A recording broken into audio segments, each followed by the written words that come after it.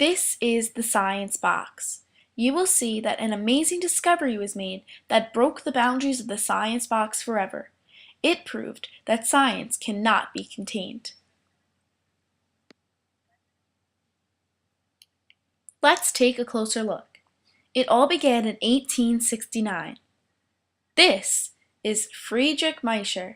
Miescher was the first scientist to discover what he called nuclein, or nucleic acid, inside white blood cells while looking for proteins. Sadly, his name was barely known in his time period. Next, in the evolutionary growth of the science box, is Phoebus Levene. In 1919, Levene proposed that Miescher's nuclein was made up of just one of four nitrogen-containing bases, a sugar molecule, and a phosphate group.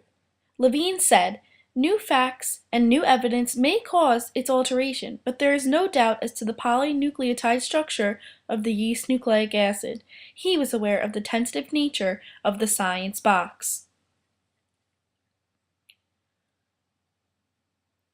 Erwin Chargaff expanded the science box in 1950 by expanding on Levene's ideas.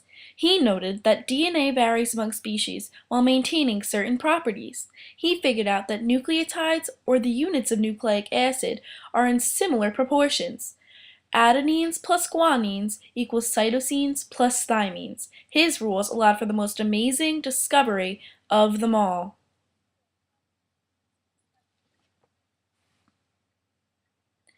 Last, but of course not least, the science box is broken. Francis Crick and James Watson did it. They explained the shape of DNA and how DNA duplicates itself. They discovered that DNA is a double helix with two strands connected by hydrogen bonds. The DNA is anti-parallel, which means that the end of one strand is opposite the end of the complementary strand. A phosphate group binds these ends. Matching base pairs are interlocked in the middle to keep the distance between the chains.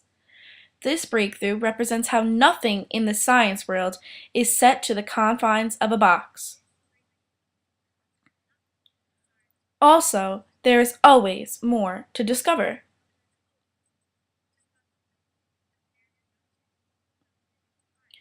Their deduction opened up an entire scientific field.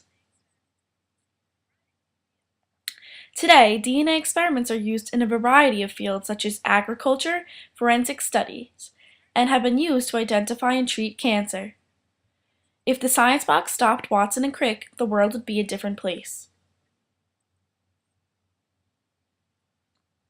This discovery hits home for me.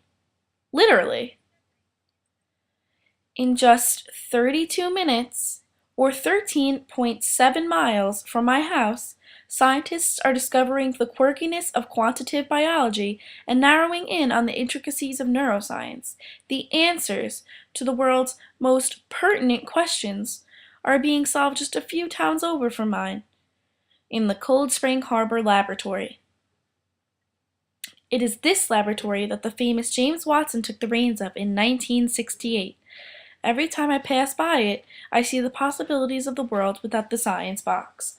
With just determination and curiosity, Watson and Crick changed science.